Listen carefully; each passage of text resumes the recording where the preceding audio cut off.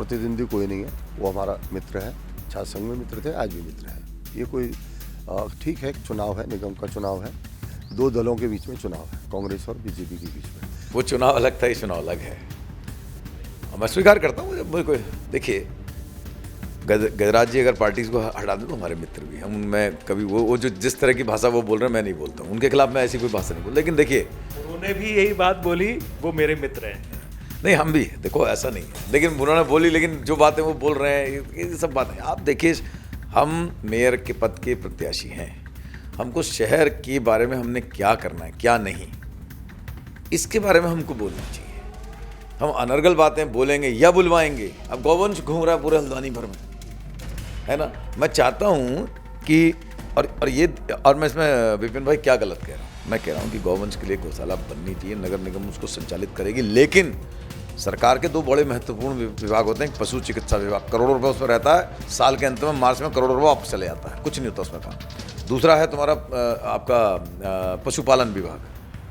अरे भाई, ये गौवंश जो हमारे लंगड़ा टांग घाव सहित घूम रहा है, इसके लिए गौशाला बनाए, मैं बनाऊंगा, और उसके साथ अटैच करें ये विभागों को, जो दुधारू पशु हैं उसमें अटैच कर दे वो आपका जो हमारा ये जो दुग्ध संघ है। जमरानी बांध का जो मुद्दा है वो उसको उन्होंने प्रारंभ किया। मुझे लगता है 53-54 साल के शायद वो रहे हों, अभी होंगे मेरे ख्याल से, जो मुझे लगता है। जब ये आंदोलन प्रारंभ हुआ वो उस वक्त 8-10 साल के रहे होंगे। अब 8-10 साल का व्यक्ति अगर कोई आंदोलन कर रहा तो फिर मुझे आश्चर्य होता है। परिचित हो आपने तब देखा होगा, जमरानी बांध के लिए आज लोग कहते हैं जमरानी बांध, विपिन भाई आपसे बड़ा तो उसका कोई साक्षी नहीं है। आज जमरानी बांध के लिए, आज जो जमरानी बांध है वो तो आप मानते हो कि मेरी देन थी। और कांग्रेस ने जो समाजवादी पार्टी का समर्थन लिया है ना, विपिन भाई आप मेरे मित्र हो, मैं इसलिए विपिन भाई कह दे रहा हूँ, आप पत्रकार महोदय, ये केवल हल्द्वानी के लिए नहीं है, ये इस प्रदेश के उन उत्तराखंड आंदोलनकारियों के मुंह पर तमाचा है जिन्होंने अपनी शहादत दी, उन मात्र शक्ति के लिए तमाचा है जिनकी मुजफ्फरनगर में रामपुर तिराहा कांड पे उनके साथ बलात्कार तक हो गया था। मसूरी कांड, गोली कांड, खटीमा कांड, कितने युवा साथी मारे गए, कितने लोग जेल में गए। लगातार आपके ऊपर भी आरोप लग रहा है कि आपने समाजवादी पार्टी के जो कैंडिडेट थे उनको बैठा दिया या उनके साथ में कुछ टाई अप हो गया, क्या रहा ये जो है? अचानक उन्होंने जो है अपना पर्चा दाखिल किया, नामांकन कराया और कुछ समय बाद उन्होंने वापस ले लिया, और ये जो है बीजेपी इसको मुद्दा बना रही है। देखिए, हे भगवान, ऐसा है, ये प्रश्न तो वैसे देखिए समाजवादी पार्टी के उनसे पूछना चाहिए, मेरे लायक ये प्रश्न नहीं है कि मैं इन सब बातों का, फालतू बातों का जवाब दूँ। हाँ, इतना जरूर कहता हूँ, मित्र मेरे सुनेंगे तो मैं आपसे बड़े विनम्रतापूर्वक की बात बोलता हूँ, समाजवादी पार्टी जिसके मुखिया, जिसको बनाया मुलायम सिंह यादव ने, उनको पद्म विभूषण या पद्मश्री क्या दे रखी है? वो भारतीय जनता पार्टी ने दी है 2023 में। किस चीज़ की बात के लिए दी?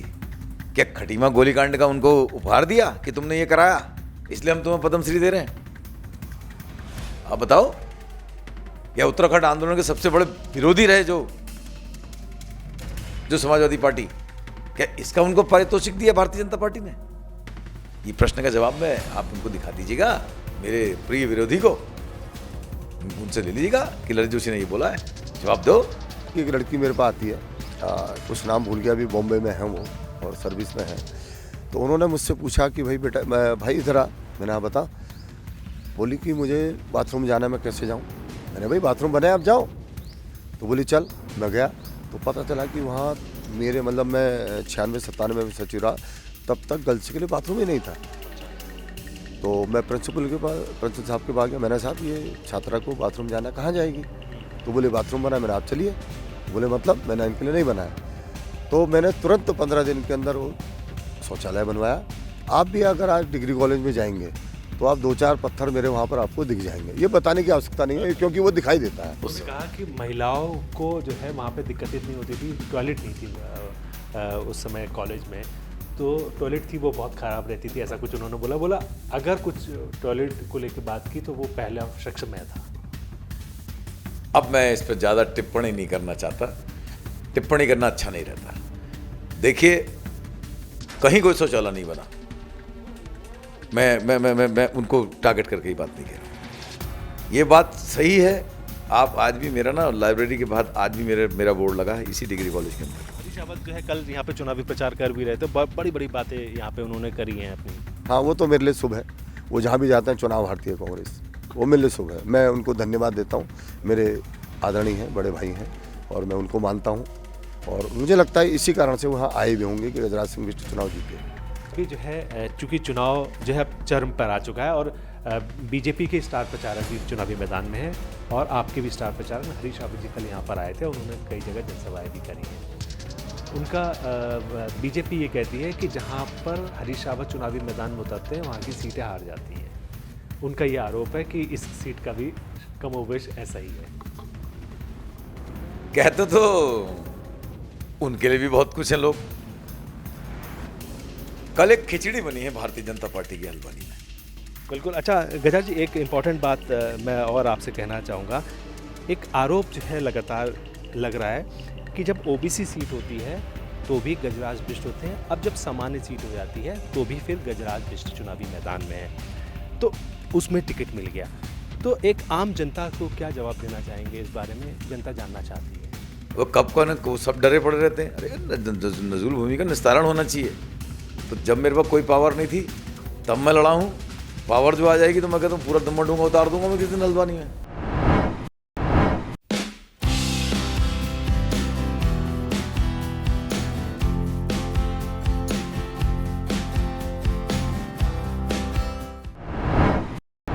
नमस्कार, न्यूज़ स्टूडियो नेटवर्क में आपका स्वागत है। मैं हूं डॉक्टर विपिन चंद्रा।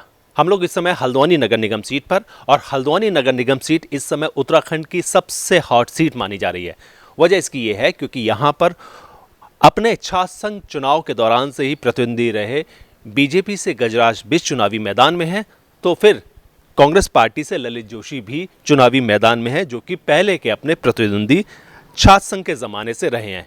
लेकिन इस बार ये सीट और भी चर्चाओं में इसलिए आई जब यहाँ पर ये देखा गया कि ये जो सीट है वो पहले तो सामान्य थी, लेकिन परिसीमन के बाद उसको ओबीसी घोषित किया गया। लेकिन बावजूद उसके यहाँ पर जब अनापत्तियाँ मंगाई गई तो अनापत्तियों के बाद इसको सामान्य घोषित कर दिया गया। इस समय चुनावी मैदान में बीजेपी की ओर से गजराज बिष्ट चुनावी मैदान में है और कांग्रेस पार्टी से ललित जोशी चुनावी मैदान में है। हम लोग उनके विचारों को भी सुनेंगे कि क्या उनके विचार हैं, क्या दोनों का विज़न है, क्योंकि वोट 23 तारीख को करना है। तो चलिए आज हम दोनों ही लोगों से बातचीत करेंगे और जानेंगे कि आखिरकार उनकी सोच क्या है, उनके विचार क्या हैं, हल्द्वानी नगर निगम के डेवलपमेंट को लेकर, हल्द्वानी नगर निगम के वोटर्स के लिए क्या प्लान रखते हैं। तो हमारे साथ में इस समय मौजूद हैं बीजेपी के प्रत्याशी गजराज बिष्ट जी। उनसे हम बातचीत करते हैं, उनका क्या विज़न है और किस तरीके से वो चुनावी मैदान में आम जनता के बीच में जा रहे हैं। तो चलिए हम लोग पहले ही आपका स्वागत करते हैं। गजराज जी, आपका बहुत बहुत स्वागत है। आप चुनावी मैदान में हैं, क्या सोच है, क्या विचार हैं, किस तरीके से चुनावी मैदान में आप लोगों से क्या कह रहे हैं? धन्यवाद विपिन जी, आपकी तरफ से मैं पूरे हल्द्वानी नगर निगम की जनता को प्रणाम करता हूँ, नमस्कार करता हूँ। आपके दिन शुभ हो। भारतीय जनता पार्टी ने मुझे प्रत्याशी बनाया है और पिछले 10 वर्षों से भारतीय जनता पार्टी का ही निगम में मेयर साहब भी हैं। उनके नेतृत्व में बहुत सारे काम, सीवर का, पानी का, लाइट का, सड़क का, ये सब चल रहे हैं। उन सब कामों को लेकर भी हम जनता के बीच में जा रहे हैं और भविष्य में, क्योंकि ये हल्द्वानी बड़ा शहर है और पूरे पहाड़ के लोग यहाँ पलायन कर कर आते हैं, यहाँ रहते हैं, उससे भी प्रेशर बनता है और अन्य स्टेटों के लोग भी इस हल्द्वानी शहर में आते हैं, उससे भी प्रेशर हल्द्वानी शहर में बढ़ता है। तो निश्चित रूप से उन सब का समाधान भी करेंगे। अभी जो सबसे बड़ी समस्या हल्द्वानी शहर में जाम की थी, उस ओर हम प्रयास कर रहे हैं। मैं समझता हूँ कि आपने देखा भी होगा, 5 साल पहले की हल्द्वानी और 5 साल आज की हल्द्वानी में धरती आसमान का अंतर आपको दिखाई देगा। तो शहर के हालात क्या हैं? इस समय हम लोग शहर की बात कर रहे हैं, शहर के इस समय के हालात क्या हैं? नहीं, शहर के हालात ठीक है, हम सब लोग उसमें प्रयास कर रहे हैं। सड़कों को चौड़ीकरण का काम चल रहा है, सीवर लाइन बिछाई जा रही हैं।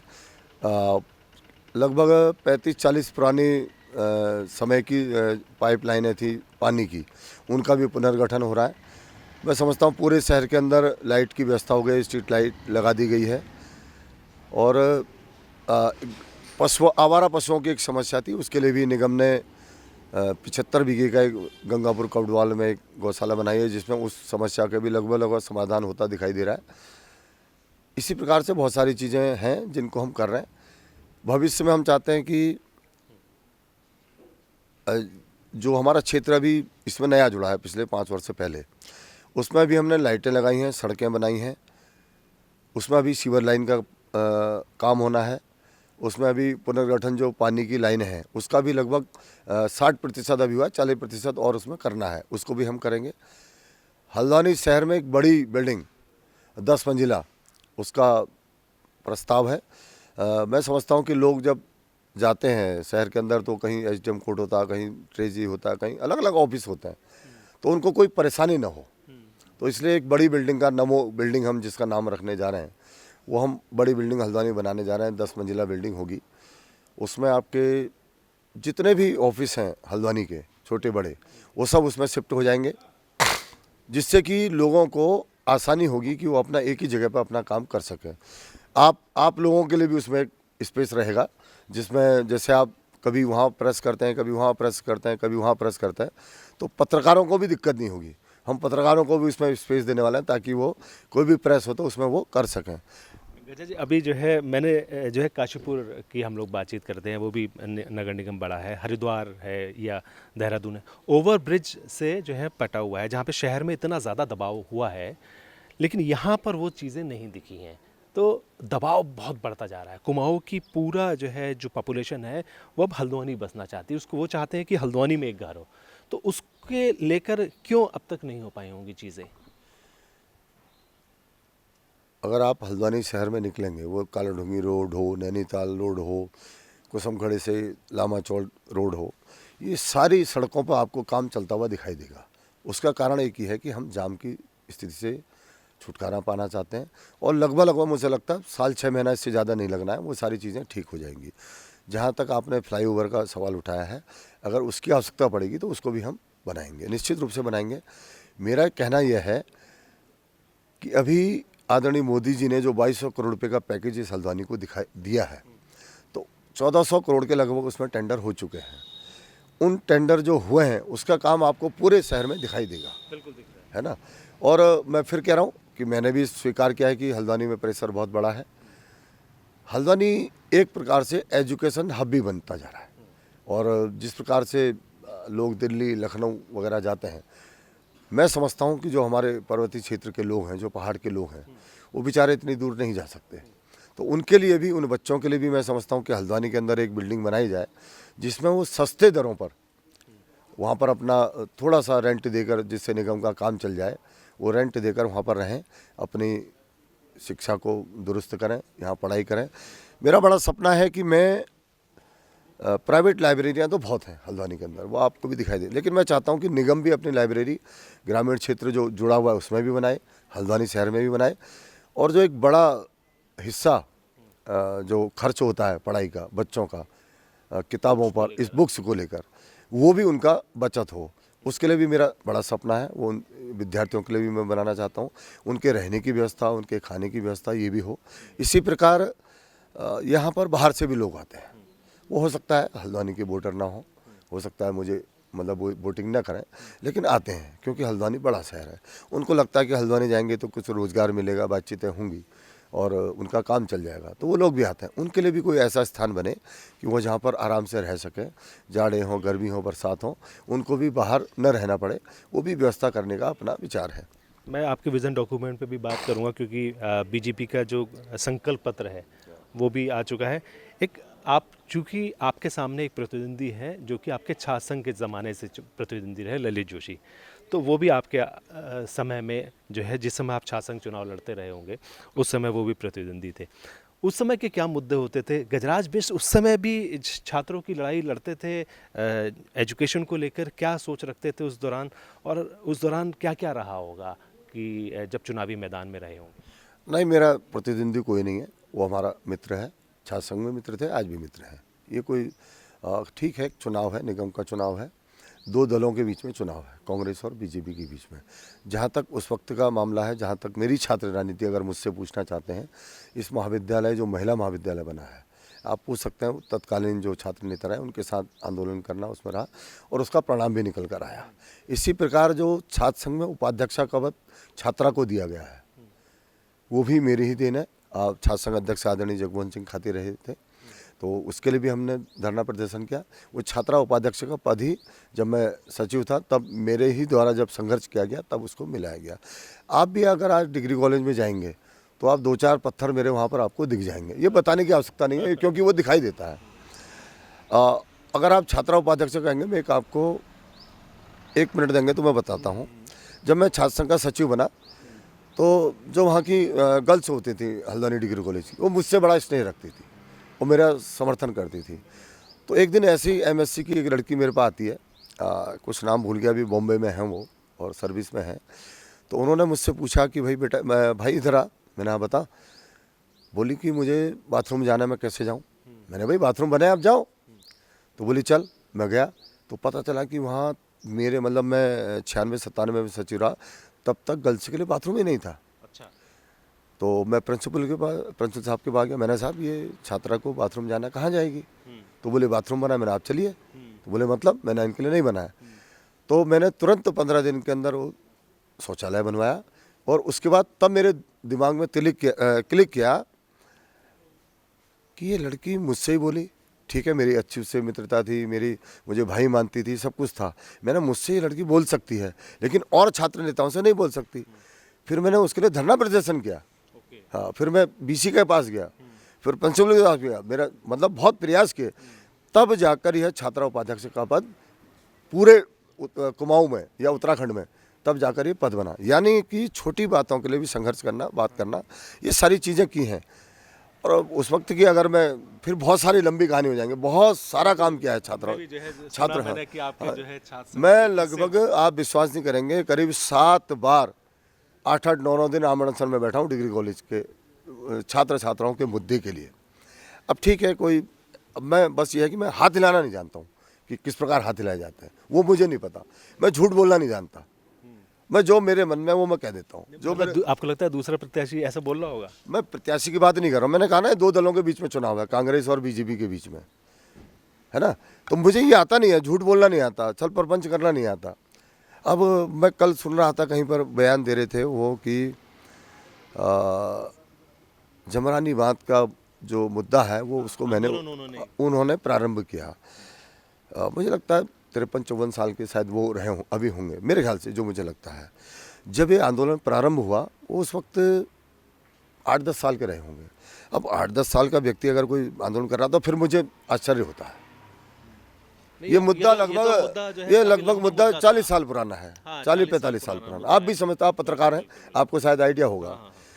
और इस मुद्दे को लेकर मुझे आज भी अच्छी तरह याद है, स्वर्गीय बलवंत सिंह चुफाल हमारे उत्थान मंच के अध्यक्ष हुआ करते थे और भारतीय जनता पार्टी के लीडर आदरणीय बंशीधर भगत जी जो अभी हैं, विधायक भी हैं, उनके नेतृत्व में मुझसे लगता है कि 40 साल या 38 साल, 85-86 के आसपास, मुझे ऐसा लगता है, अभी एग्जैक्ट मुझे डेट याद नहीं है, उस वक्त पहला जुलूस निकला था कि जमरानी बांध बनाई जाए। एक मिनट ये उसको पूरा आप करने दो ना, मैं बता रहा हूँ, ये फिर छूट जाएगा तो फिर आप दूसरी बातें करने लग जाएंगे। तो उस वक्त पहला जुलूस निकला था और लगातार तब से संघर्ष चलता रहा।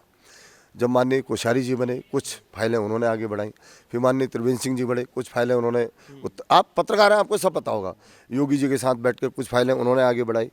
फिर जब अजय भट्ट जी सांसद बने और मुख्यमंत्री पुष्कर सिंह धामी बने, तो अजय भट्ट जी ने जिस दिन संसद में अपना वक्तव्य दिया, और मुझे लगता है कि मैंने अजय भट्ट जी को पहली बार जमरानी के मुद्दे पर गुस्से में देखा। मतलब मैं, क्योंकि अजय भट्ट जी ऐसे मेरे नेता हैं, मेरे अध्यक्ष रहे हैं, बड़े सौम्य हैं, लेकिन इस मुद्दे पर उनका मैंने रौद्र रूप देखा संसद के अंदर। मैं इस बात को स्वीकार करता हूँ, आपने भी देखा होगा। बिल्कुल, हमने भी जैसे ही वो रूप आया और जब लगा कि अब जमरानी बांध बनने की कगार पर है, तो तुरंत कांग्रेस के नेता 3x5 का एक होर्डिंग, वो बैनर लेके चौराहे पे सिग्नेचर कर दो। ये जो मैंने आपसे कहा ना, मैं झूठ बोलना नहीं चाहता। गजा जी, हमने जो देखा, ये जो छल प्रपंच हैं, ये मुझे नहीं आते, ना बीजेपी के किसी नेता को आते हैं। मैं आज धन्यवाद देता हूँ अजय भट्ट जी को। आज वो कह रहे थे भाई सांसद जी, अब सांसद झूठ बोल रहा कह रहे हैं, अब मैं इसमें तो कोई टिप्पणी नहीं कर सकता, है ना। मुख्यमंत्री जी हैं, आदरणीय धामी जी हैं, आदरणीय भट्ट जी हैं, सबने प्रयास किए और भट्ट जी के ही प्रयासों से मैं समझता हूँ कि ये चीज़ें हुई हैं।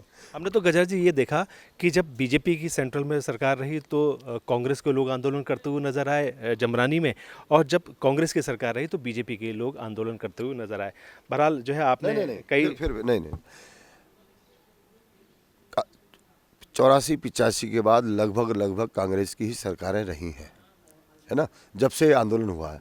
और 20 साल तक उनकी 15-20 साल उनकी सरकारें रही हैं। हमने आंदोलन किए, लगातार किए, हम सरकार में आ गए, ठीक है। सरकार में आने के बाद हमने प्रयास शुरू किए और फिर आप देख रहे होंगे कि भारतीय जनता पार्टी की सरकार ने जमरानी बांध का मामला सुलझाया। लगभग 300 करोड़ रुपये बांट दिया गया है, उसके टेंडर हो चुके हैं, सारी चीज़ें हो चुकी हैं, ज़मीनें खाली कराई जा रही हैं, ज़मीनों को जो पैसा देना था वो सब दे दिया। यानी भारतीय जनता पार्टी के आदरणीय भगत ने उस आंदोलन को शुरू किया और आदरणीय मोदी जी और अजय भट्ट जी ने, मुख्यमंत्री धामी जी ने उसको अब जमरानी बांध बन रहा है। ये बीच में तो ठीक है, कुछ चीज़ें होती हैं, उनको भी अपना करना है, कुछ ना कुछ करना ही है। गजा जी अभी जो है बीजेपी का संकल्प पत्र आ गया है नगर निगम को लेकर, अभी मैंने वो अभी लॉन्च हुआ नहीं, आने वाला है, तो उसके लिए जो है तैयारी भी चल रही है, मैं जो समझ पा रहा हूँ। और इसके अलावा आपके स्टार प्रचारक भी चुनावी मैदान में आए हैं। मैंने देखा कि सीएम धामी भी आपके लिए लगे हुए हैं, तो क्या कहेंगे? नहीं, सभी लोग लगे आदरणीय धामी जी के नेतृत्व में। कल आपने देखा होगा, मुझे लगता है कि भूतों न भविष्यति, जिस प्रकार की जुलूस कल निकला है, न कभी हुआ न कभी होगा। मुझे ऐसा लगता है कि कल आदरणीय धामी जी को मिलने, बातचीत करने, उनको देखने और हम सब के समर्थन में जो और लग रहा था सवेरे, आपको भी लग रहा होगा, जो कई पत्रकार बंधु मुझसे पूछ भी रहे थे रैली होगी कि नहीं होगी, जुलूस निकलेगा कि निकलेगा। मैंने कहा आंधी आए या तूफान, हम खड़े हैं सीना तान, तो जुलूस तो निकलेगा ही निकलेगा, चाहे कुछ हो जाए। और धामी जी को आप देखिए, बारिश हो रही थी और हेलीकॉप्टर से उतर गए नैनीताल, उस बूंदाबांदी के बीच में। कोई अन्य नेता होता तो नहीं उतरता, और तुरंत हल्द्वानी पहुंच गए। नहीं, उनका भी करना है, क्योंकि हल्द्वानी का विकास करना है, उत्तराखंड को आगे ले जाना है। गजा जी अभी जो है चुनावी मैदान में आप जब स्पीचेस में आपकी सुन रहा हूँ, उसमें एक समुदाय विशेष की चर्चा ज़रूर हो रही है, और हल्द्वानी के विकास को लेकर आप भी लगातार कह रहे हैं कि डेवलपमेंट कुछ कारणों से रुका हुआ है, अतिक्रमण के कारण सबसे बड़ा। तो उसमें जो है जिम्मेदारी आप किस समुदाय की बात कर रहे हैं? और लगातार आपके स्पीचेस में मैं देख रहा हूँ। नहीं, मैं बनूलपुरा के जो मुस्लिम क्षेत्र के लोग हैं, मैं आपको फिर कहता हूँ, हम केवल समुदाय की बात नहीं कर रहे, हम ये कह रहे हैं कि बेल बाबा से रानी बाग तक का अतिक्रमण हटाया गया, बरेली रोड में भी अतिक्रमण हटाया गया, कालाढूंगी चौराहे से लेकर कटघरिया चौराहे तक अतिक्रमण हटाया गया, कुसमखड़े से लेकर लामा चौड़ तक अतिक्रमण हटाया गया, लामा चौड़ का भाखड़ा तक। कई लोगों का नुकसान हुआ, उस नुकसान की भरपाई बातचीत हुई, दौर चले, बैठकों के दौर चले, कई लोगों की भरपाई पूरी भी हो गई, कई लोगों को दुकानें भी आवंटित हो गई, कई लोगों की जो दुकानें छोटी हुई थी, भाई 15 फीट लंबी थी, 9 फीट हो गई, 10 फीट हो गई, तो उनसे कहा गया कि आप तुरंत 2 मंजिली बना ली जाए। आप बाजार में जाएंगे तो वो परिणाम आपको दिखेगा। यानी बातचीत हुई, उसका परिणाम सुखद रहा, वो भी खुश, हम भी खुश। तो इसमें अभी मैं वही कह रहा हूँ, अभी कुछ लोगों का और रह गया है, मैं फिर कह रहा हूँ। तो निगम के बाद लगभग 150 बीघे का लैंड बैंक अपना बना लिया है, तो उसमें जहाँ आवश्यकता होगी उन लोगों को भी, उनका भी समाधान, मैं आपको विश्वास दिलाता हूँ आपके माध्यम से, निश्चित रूप से उन व्यापारियों का भी समाधान होगा ही होगा। मैं दूसरी बात कहता हूँ, जब रानी बाग से बेल बाबा तक का अतिक्रमण हटाया जाता है, कटघरिया से कालाढूंगी चौराहे तक का हटाया जाता है, कोई दंगा फसाद नहीं होता, बातचीत होती है सरकार से। आखिर जब बनूलपुरा में रेलवे की ज़मीन से अतिक्रमण हटाने गई टीम निगम की, तो वो कौन लोग हैं जो उनकी टीम को बंधक बना लेते हैं? एक बात, पुलिस वालों को बंधक बना लेते हैं। दूसरी बात, 20-22 महिला कांस्टेबल को बंधक बना लेते हैं। तीसरी बात, आखिर वो कौन लोग हैं, कहाँ के हैं? क्योंकि जो स्थानीय हैं वो तो ऐसा कर नहीं सकते, वो कहाँ से आए? और सबसे गंभीर विषय यह है, उन लोगों को वहाँ पर कौन लाया? क्या केवल अपना वोट बैंक बढ़ाने के लिए कांग्रेस हल्द्वानी को दंगाग्रस्त बनाना चाहती है? असुरक्षित बनाना चाहती है। आखिर कांग्रेस चाहती क्या है? अभी मैं कल का अखबार देखा, परसों का अखबार में बाकायदा छपा है कि जब कांग्रेसी वहाँ भाषण देने गए उन लोगों के बीच में, तो मीडिया कर्मियों से कहा गया, हो सकता है आपसे भी कहा, आप जाते तो आपसे भी कहते, आप गए नहीं गए मुझे नहीं पता, जितने मीडिया कर्मी वहाँ गए थे उनसे कहा गया कि इसका लाइव नहीं चलाना है। एक बात, आप यहाँ से चले जाइए। दूसरी बात, आपको इसकी फ़ोटो खींचने का कोई अधिकार नहीं है। तीसरी बात, मैं आपसे बात कर रहा हूँ, मैं भाषण दे रहा हूँ, मैंने आज तक आपसे कहा गया आप यहाँ से चले जाइए? भाई मैं तो खुलेआम मंच से बोल रहा हूँ, आप अगर भाषण दे रहे हैं तो उसका लाइव होना, भाई जनता के बीच में जाना क्या दिक्कत है? इससे मेरा मन डरता है, मैं घबराता हूँ इस बात से कि आखिर आप उनके बीच में कौन सा गुप्त भाषण दे रहे हैं? आपका हाँ गुप्त भाषण हुआ है। जब मीडिया से कह दिया जा रहा है इसको मत चलाना लाइव में, नहीं नहीं नहीं ये लाइव नहीं चलेगा। आखिर आप उनसे क्या कह रहे हैं? हमें भी तो पता चले। एक बात, आपने भाषण दिया, आप मीडिया से कह रहे हैं चले जाइए, क्यों चले जाइए?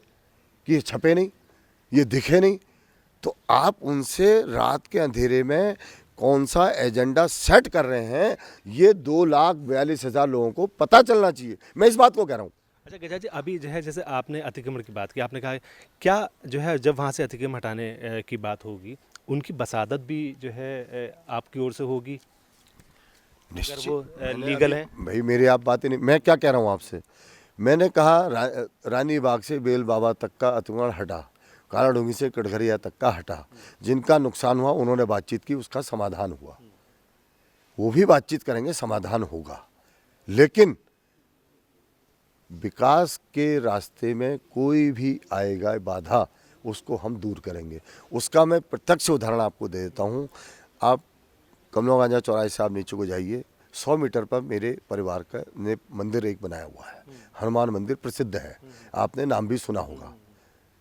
वो मंदिर की भी दीवारों को तोड़ा जा रहा है। मैं मना नहीं कर रहा हूँ, क्यों?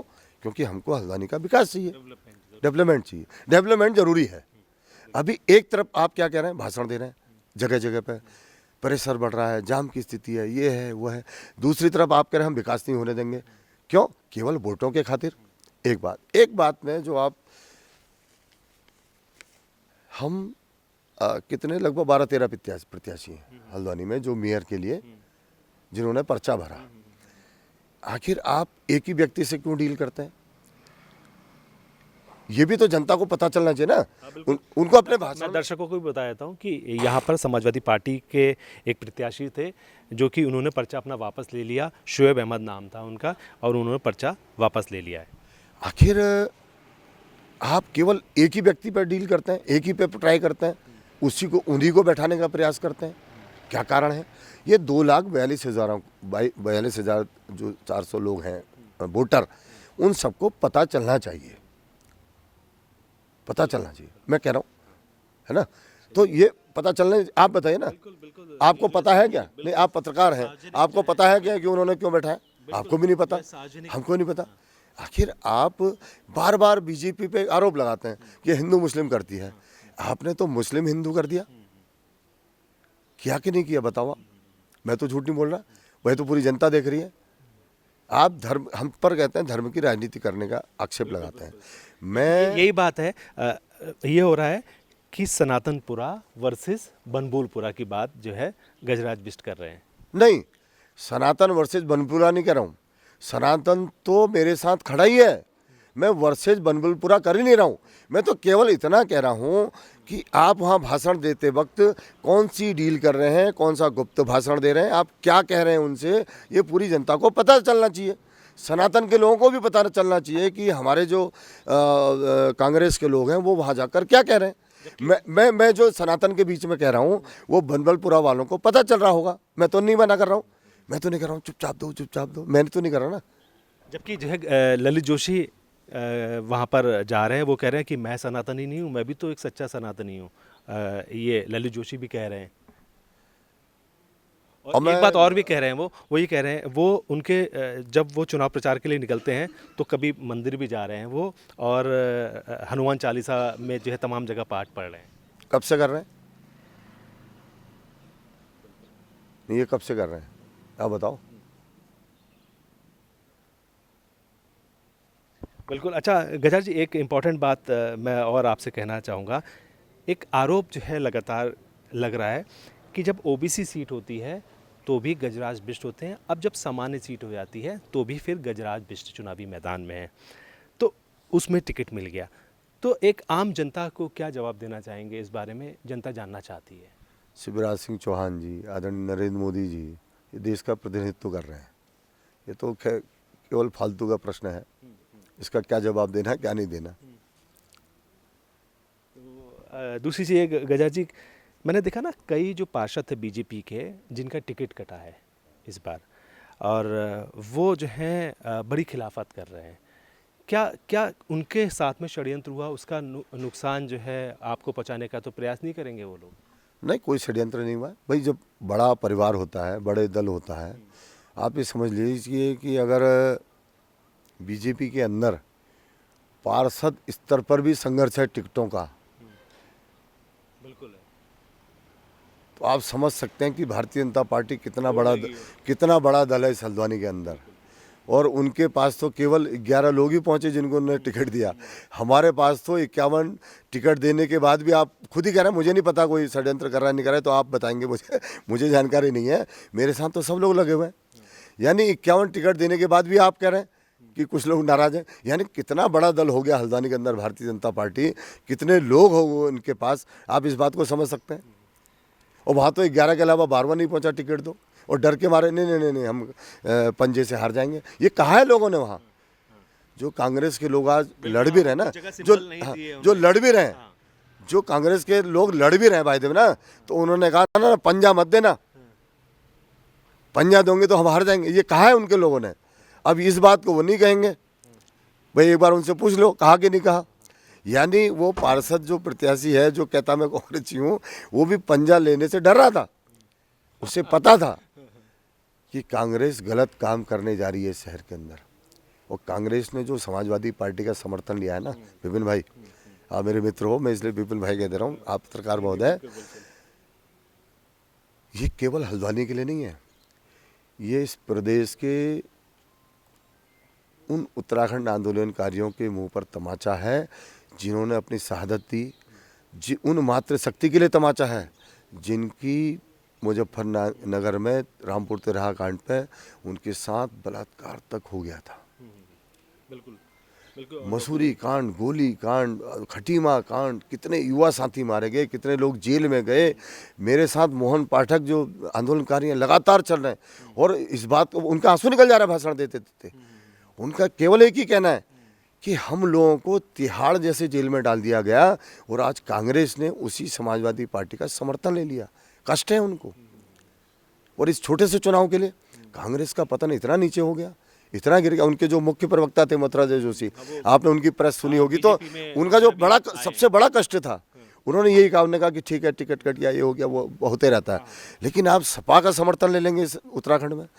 ऐसे ही सौरभ भट्ट अभी जो परसों शामिल हुए हैं बीजेपी, इंदिरा जी के बड़े करीबी थे, उनके सहयोगी रहे, उनके प्रतिनिधि रहे हल्द्वानी में, इंदिरा जी के बहुत करीबी रहे। वो भी केवल इसी मुद्दे पर, वो भी इसी मुद्दे पर भाई टिकट मांगने, अगर टिकट की उनको गुस्सा होता दूसरे दिन छोड़ के आ जाते, या दूसरे दिन गुस्सा कर देते, चुप रहे वो। लेकिन जिस दिन उनको लगा कि यार सपा का समर्थन और मैं कांग्रेस में, तो उन्होंने तुरंत अपना, उन्होंने नहीं भाई मैं तुम्हारे साथ नहीं हूँ अब।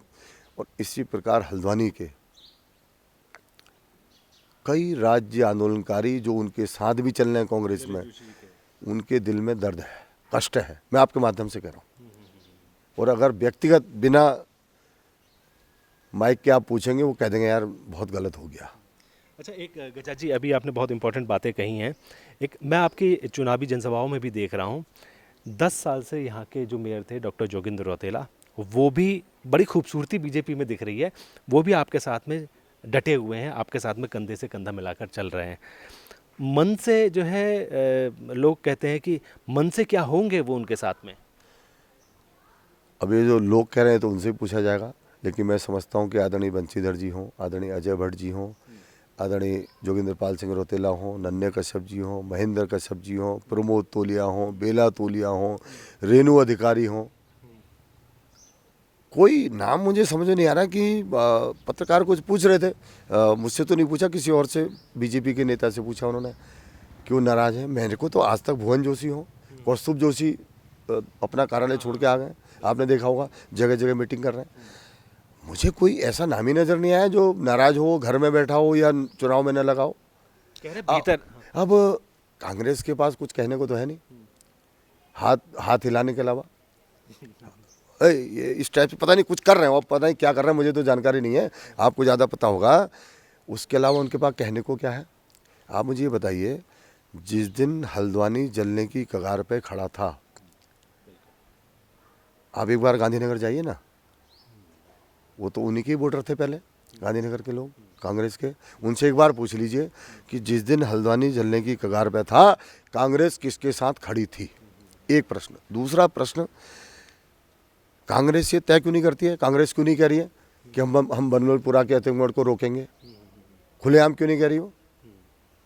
मैं कह रहा हूँ हम नहीं रोकेंगे, मैं कह रहा हूँ ना, मैं भी प्रत्याशी हूँ, कांग्रेस भी चुनाव लड़ रही है।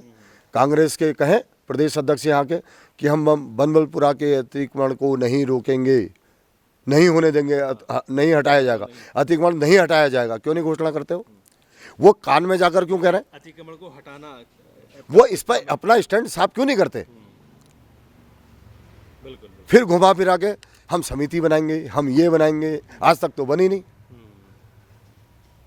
आपने आज तक तो बनाई नहीं भाई, आज तक विधायक जी ने उनकी समिति बनाई क्या कोई हल्द्वानी के अंदर उनके लिए? आप आम जनता से, मैं क्या कह रहा हूँ, बीजेपी का स्टैंड साफ है कि अतिक्रमण हटेगा अगर वो हल्द्वानी के विकास में बाधा बनेगा तो। आप कांग्रेस के प्रदेश अध्यक्ष से आपसे पूछो, छोड़ो हल्द्वानी के लोकल लीडरों को छोड़ दो, आप ये बेचारे क्या कहेंगे, उनके प्रदेश अध्यक्ष से पूछो कि आपका उस अतिक्रमण पर क्या स्टैंड है। हरीश रावत आने वाले हैं, उनसे पूछना एक बार। हरीश रावत जो है कल यहाँ पे चुनावी प्रचार कर भी रहे थे, बड़ी बड़ी बातें यहाँ पे उन्होंने करी हैं अपनी। हाँ, वो तो मेरे लिए शुभ है, वो जहाँ भी जाते हैं चुनाव हारती है कांग्रेस, वो मेरे लिए शुभ है, मैं उनको धन्यवाद देता हूँ। मेरे आदरणीय हैं, बड़े भाई हैं और मैं उनको मानता हूँ, और मुझे लगता है इसी कारण से वहाँ आए भी होंगे कि गजराज सिंह बिष्ट चुनाव जीते। गजर जी, अभी जो है हम बिल्कुल अंतिम चरणों पे चल रहे हैं अपने इंटरव्यू के। जनता से क्या वायदा करने वाले हैं? एक, अगर आप जीत कर आते हैं तो उस यहाँ के शहर की जनता से क्या वायदा आप करने जा रहे हैं कि 100 दिन का कोई आपका प्लान हो सकता है? मैं जनता से केवल एक ही बात कहता हूँ कि पिछले 10 वर्षों में भारतीय जनता पार्टी की सरकार ने हल्द्वानी के विकास में कोई कमी नहीं छोड़ी है, और लगभग 1400 करोड़ रुपए के काम चल भी रहे हैं, 800 करोड़ के काम और होने हैं। मैंने आपको बता दिया कि हम क्या क्या करने वाले हैं हल्द्वानी के अंदर, लेकिन उसके साथ साथ हल्द्वानी विकसित बने, हल्द्वानी प्रगति करे, हल्द्वानी सुंदर बने। लेकिन एक चीज़ और मैं कहना चाहता हूँ कि हल्द्वानी सुरक्षित भी बने। उसके लिए जो मैंने नमो बिल्डिंग का जिक्र किया था, उसी बिल्डिंग के एक माले में पूरे शहर के अंदर सीसीटीवी कैमरे लगेंगे, सारी पुलिसिंग वहाँ पर बैठी रहेगी, पुलिसिंग वहाँ से होगी। कहीं भी हल्द्वानी के किसी कोने पे किसी बेटी के साथ, किसी भाई के साथ, किसी बुजुर्ग के साथ कोई भी गलत घटना घटती है, मैं समझता हूँ विदिन 10 सेकेंड उस सीसीटीवी में आएगा, और मैं समझता हूँ 4 से 5 मिनट के अंदर पुलिस वहाँ पर पहुँच जाएगी। ये हमारा बड़ा सपना है। हम केवल विकास की बात नहीं करते, क्योंकि विकास भी हो जाएगा, प्रगति भी हो जाएगी, लेकिन सुरक्षा नहीं होगी। भाई मैं समझता हूँ कि मैं भी एक बेटी का बाप हूँ, मेरी भी एक बेटी है, और वो 7 बजे अगर बाहर हो तो मुझे चिंता होती है वो कहाँ गई। मैं चाहता हूँ कि ऐसी हल्द्वानी बने कि अगर वो 10 बजे रात भी बाहर है तो माँ बाप को चिंता करने की आवश्यकता न हो। मैं उस हल्द्वानी की कल्पना करता हूँ। चलिए, बहुत बहुत धन्यवाद आपका, आपने हमें समय दिया और लगातार अपने वोटर्स को ये बताने का प्रयास किया कि आपका विज़न क्या है, किस तरीके से शहर में अगर जिस समय आप आसीन हो तो फिर क्या आपके विचार हैं। बहुत बहुत धन्यवाद। एक चीज़ और रह गई, अगर आप शुरू करें उसको जो है बताएं। हल्द्वानी में, वो मेरे दिमाग से उतर गया, आप दूसरी तरफ ले गए, बनमलपुरा की तरफ ले गए।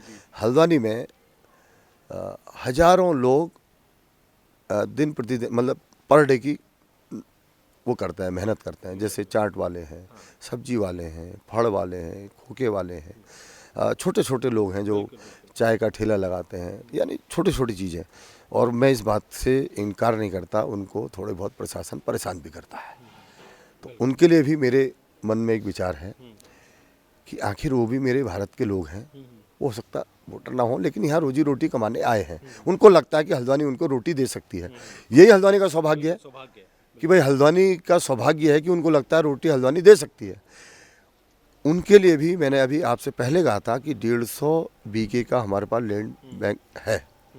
उस लैंड बैंक में उनके लिए भी मैं वेंडर जोन बनाकर कि कहीं पर सब्जियां बिकें, कहीं पर चाट बिके, कहीं पर मूंगफली के ठेले लगे, यानी अलग अलग जगह पर, ताकि उनको निचले स्तर तक भी जो है हाँ आप उनको भी कोई परेशान न कर सके। और एक बात मेरे जो अभी बात करते करते मैं भूल गया था कि 5-7 साल पहले, 10 साल पहले के निगम के कर्मचारियों से आप बात करेंगे या हल्द्वानी की जनता से बात करेंगे तो आपको पता चलेगा कि हर 2 महीने 3 महीने में स्ट्राइक होती थी, कूड़ा सड़कों पे पड़ा रहता था, फिर सरकार कुछ देती थी, फिर हड़ताल टूटती थी। लेकिन पिछले 5 सालों से, 10 साल हम कवर करते करते 5 सालों से आपने इस प्रकार की कोई स्ट्राइक नहीं देखी होगी। मैं उन सभी कर्मचारियों को आपके माध्यम से विश्वास दिलाता हूँ, आगे भी जिस प्रकार आपकी 1 तारीख को वेतन आ जा रहा है और 1 साल के अंदर आपको पेंशन मिल जा रही है, इसमें कहीं भी भारतीय जनता पार्टी की गवर्नमेंट बाधा नहीं आने देगी, आप ये मान के चलिए।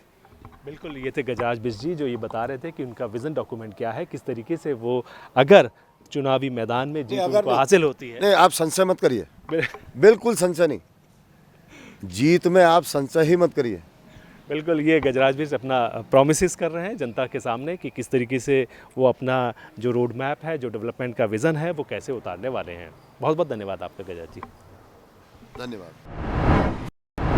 हल्द्वानी हॉट सीट बनी हुई है और इस समय हमारे साथ में मौजूद हैं कांग्रेस के प्रत्याशी ललित जोशी जी। उनसे हम बातचीत करते हैं, उनके विज़न को जानेंगे, शहर को लेकर क्या सोचते हैं, वो किस सोच को लेकर वो चुनावी मैदान में हैं। ललित जी, आप जो है चुनावी मैदान में, आपका बहुत बहुत स्वागत है न्यूज़ टुडे नेटवर्क पर। किस तरीके से जो है आप चुनावी मैदान में जनता से वायदे कर रहे हैं, क्या आपका विज़न है? देखिए, मेरी एक चीज़ आदत में शामिल है और वो शामिल है कि मैं कोशिश करता हूँ, भगवान नहीं हूँ कि कोशिश करता हूँ मैं बात वही बोलूँ जो मैं कर पाऊँ। तो आप देखते होंगे सोशल मीडिया के माध्यम से बहुत सी चीज़ें ऐसी हैं जो मैंने अपने घोषणा पत्र में नहीं डाली ज़रूर हैं, बट उनमें से बहुत से मुख्य बिंदु हैं जिनको मैंने डाला है। जैसे कि मैंने बताया कि भाई शहर को जो है मैं ये चाहता हूँ युवाओं के लिए, विशेष तौर पर देखिए बेरोज़गार घूम रहे हैं हमारे युवा, जो है वो नशे की चपेट में आ रहे हैं, ड्राई नशे की। तो मेरा अपना व्यक्तिगत रूप से ये मानना है कि ये शहर को मैं चाहता हूँ कि एजुकेशन हब बने, क्योंकि बौद्धिक क्षमता बहुत है यहाँ, हमारे साथ बहुत बड़ी बड़ी फैक्ट्रीज़ नहीं हैं, और उसके लिए एक मोटिवेशन मैं दूंगा और मैं समझता हूँ कि इसको हम 5 साल के भीतर जो एक अच्छा एजुकेशन हब बना देंगे। और क्योंकि कुमाऊँ का प्रवेश द्वार है, हमारी अपनी संस्कृति है, तो इसलिए मैं ये सोचता हूँ कि हर चीज़ को क्लब करा जाए महिला के लिए। आप देखिए इतना बड़ा नगर निगम है जो हमारे 16 वार्ड प्लस जो हमारे 4 वार्ड जो शहर हल्द्वानी विधानसभा से बाहर हैं, वो तो नगर निगम नाम की वहाँ कोई चिड़िया भी पर नहीं मार रही है। मतलब आप ना, नालियाँ हैं, बरसातों में पानी भर जाता है लोगों के घरों में, हालात मतलब आप समझिए कि उधड़ी हुई सड़कें हैं, पता नहीं कहाँ से और कब पैसा आएगा उनको बनाने के लिए। वहाँ गैस पाइपलाइन बनी थी, लगी थी आज से 2.5-3 साल पहले, पीली रंग की, और आप देखिएगा उस गैस पाइपलाइन को कि उस गैस पाइपलाइन में आज तक गैस नहीं आई। तो ये भी मैं आज को आपको बता दूं कि पानी भी नहीं आएगा इनमें से। तो ठेकेदार ने अपने ठेका डाला, उसने पैसे जेब में ले गया, वो गुजरात का ठेकेदार गुजरात भाग जाएगा। तो ये सारे विभिन्न मुद्दे हैं जिन पर काम होना चाहिए। मैं ये भी चाहता हूँ कि महिला के लिए वेंडर जोन, सब्जियों के ठेले वेंडर जोन, और उसमें जो है हमारे एप्रोन, हमारी जो संस्कृति है, जो रंगोली हमारी पहाड़ की होती है, वो उसमें लगे, उसमें नाम लिखे जाएं बीच में से। मतलब ये इनोवेशन मैं सोच रहा हूँ, अगर मुझे मौका मिल जाए तो ये सब मैं करूँ। और वहीं पर महिला टॉयलेट भी हो। महिला टॉयलेट बहुत ज़रूरी है। बेचारी महिला आती घर से अपने बच्चों को खाना खिला करके, पति को खाना खिला के सब्जी लेने जाती है, बहुत दौड़ भाग रहती है। एक टॉयलेट तक आप समझिए, नगर निगम इतनी बड़ा नगर निगम हल्द्वानी, एक टॉयलेट तक नहीं ढंग का। तो मैं समझता हूँ कि मैं हर जगह वेंडर जोन बनना चाहता हूँ, मेरी प्राथमिकताओं में शामिल है। और हाँ, आप बोलेंगे जन नजूल भूमि का मुद्दा बहुत बड़ा है। आपका ये जो ये जो दम्मा का मुद्दा है, ये वेलेजली लॉन्च है, ये कई जगह ऐसी हैं जहाँ पर ज़मीनों का वर्गीकरण कर कर करके इनको सौंप देना चाहिए। अब क्यों देर करती हैं सरकारें भाई? मैं तो चाहता हूँ 5 साल के कार्यकाल के भीतर अगर मुझे ये मौका मिला तो मैं ज़रूर एक्शन ले कर करके इसे सॉल्व करवाऊँगा। अब ये बातें जो मैं बोल रहा हूँ, तो ये बातें मैं यूँ ही नहीं बोल रहा। मैं तो वहाँ डम्मा गया था, तो मैं उन सब लोगों से क्या आ गया कि मैंने कहा जब मैं कुछ नहीं था तब मैंने सरकारों के खिलाफ लड़ाई लड़ कर करके वो लड़ाइयाँ अपने दोस्तों के बल पे, अपने आंदोलनकारी मित्रों के बल पे जीती हैं। तो जिस दिन में कलम की ताकत मेरे को मिल जाएगी तो मैं तो कह रहा हूँ, मैंने उनसे कह भी आया हूँ दम्मा वालों से, तुम तैयार रहो भाई। तुम 50 साल 100 साल से वहाँ बसे हो, मौलिक अधिकार की बात भाई। तो अरे इनका निकालो हल। जमीन पूरे हल्द्वानी के अंदर नजुल भूमि तलवार लटकी है सबके घरों पे, वो कब को ना वो सब डरे पड़े रहते हैं। अरे नजुल भूमि का निस्तारण होना चाहिए। तो जब मेरे पास कोई पावर नहीं थी तब मैं लड़ा हूँ। पावर जो आ जाएगी तो मैं कहता हूँ पूरा दम्मा उतार दूंगा मैं किस दिन हल्द्वानी में। नहीं होगा तो फिर कुछ भी नहीं चलेगा। उनके मसले का हल होना चाहिए, नजुल भूमि का हल होना चाहिए। मेरी प्रायोरिटीज़ में शामिल है और मैं कहूँगा करूँगा, हूँ इसी नेचर का मैं। अभी जो है हमने देखा कि जो लड़ाई है वो आपकी आज नगर निगम चुनाव को लेकर है, गजराज बिष्ट वर्सेस ललित जोशी। लेकिन इससे पहले भी आपकी जो है छात्र संघ को लेके भी जो है हम लोगों ने देखा, मेरी उनसे भी बातचीत थी गजराज जी से, कि छात्र संघ के ज़माने से आप एक दूसरे के प्रतिद्वंदी रहे हैं चुनावी मैदान में। देखिए, वो चुनाव अलग था, ये चुनाव अलग है और मैं स्वीकार करता हूँ। मुझे कोई देखिए, गजराज जी अगर पार्टीज़ को हटा दें तो हमारे मित्र भी हैं। उनमें कभी वो जो जिस तरह की भाषा वो बोल रहे हैं मैं नहीं बोलता हूँ, उनके खिलाफ मैं ऐसी कोई भाषा नहीं बोल। लेकिन देखिए, उन्होंने भी यही बात बोली, वो मेरे मित्र हैं। नहीं, हम भी, देखो ऐसा नहीं है, लेकिन उन्होंने बोली, लेकिन जो बातें वो बोल रहे हैं ये सब बातें आप देखिए। हम मेयर के पद के प्रत्याशी हैं, हमको शहर के बारे में हमने क्या करना है क्या नहीं, इसके बारे में हमको बोलना चाहिए। हम अनर्गल बातें बोलेंगे या बुलवाएंगे। अब गौवंश घूम रहा है पूरे हल्द्वानी भर में, है ना। मैं चाहता हूँ कि और मैं इसमें विपिन भाई क्या गलत कह रहा हूँ? मैं कह रहा हूँ कि गौवंश के लिए गौशाला बननी चाहिए, नगर निगम उसको संचालित करेगी। लेकिन सरकार के 2 बड़े महत्वपूर्ण विभाग होते हैं। पशु चिकित्सा विभाग, करोड़ों रुपये उसमें रहता है, साल के अंत में मार्च में करोड़ों रुपये वापस चले जाता है, कुछ नहीं होता उसमें काम। दूसरा है तुम्हारा आपका पशुपालन विभाग।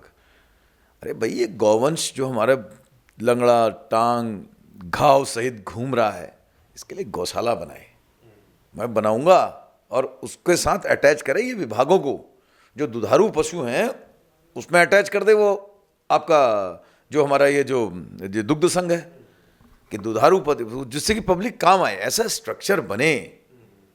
तो मैंने क्या गलत कह रहा हूँ मैं? जिससे कि पैसे की कमी भी नहीं आए, इनको गौवंश को जो है चिकित्सा मिल जाए। मतलब ये आप मैकेनिज्म क्यों नहीं तैयार कर सकता? मेरे दिमाग में आ रहा है, क्यों नहीं तैयार कर सकता? ऐसे आवारा पशु घूम रहे हैं। एक बात मैं इसमें और जोड़ना चाह रहा हूँ, हमारे यहाँ बहुत से लोग पहाड़ के आते हैं, बार बार मैं इसको अपनी बार कहा है, मेरी प्रायोरिटीज़ में शामिल है। कुछ नहीं होगा, मैं 25-50 कमरों का शुरुआत में 1 साल के भीतर ही, मैं तो नगर निगम के अंदर ही कहीं मुझे जगह मिल जाएगी। अगर मैं बन गया तो नगर निगम के अंदर ही मुझे जगह मिल जाएगी। मैं एक गेस्ट हाउस जो पहाड़ से आते हैं, तीमारदार बीमार के साथ आते हैं, रहने को सर छुपाने को जगह नहीं मिलती, उनको 200-250 रुपये में मिल जाए कमरा, उसी में उनका खाना हो जाए, दिन में 200-250 रुपये में उनका काम चल जाए, जिससे कि अपने उनकी तीमारदारी कर सकें। ये जनहित की सुविधाओं के लिए तो है। तो इसीलिए मैं बोलता हूँ कि हम लोग को बात करनी चाहिए जनहित की सुविधाओं की, ये नहीं कि हम दाएं बाएं निकल जाएं मुद्दों से। तो वो ये भटकाव मेरे अंदर कभी नहीं देखेंगे आप, और मैं फोकस्ड हूँ। मेरा सवाल वो वाला जो है अधूरा रह गया, छात्र संघ की राजनीति वाला, क्योंकि मेरा सवाल उनसे भी था कि छात्र संघ में भी जो है जिस समय आप लोग थे उस समय भी आपकी लड़ाई थी और आज भी है, तो उस समय की जो लड़ाई थी वो किस तरीके का जो है बात थी, और उन्होंने भी कई बातें बताई मुझे।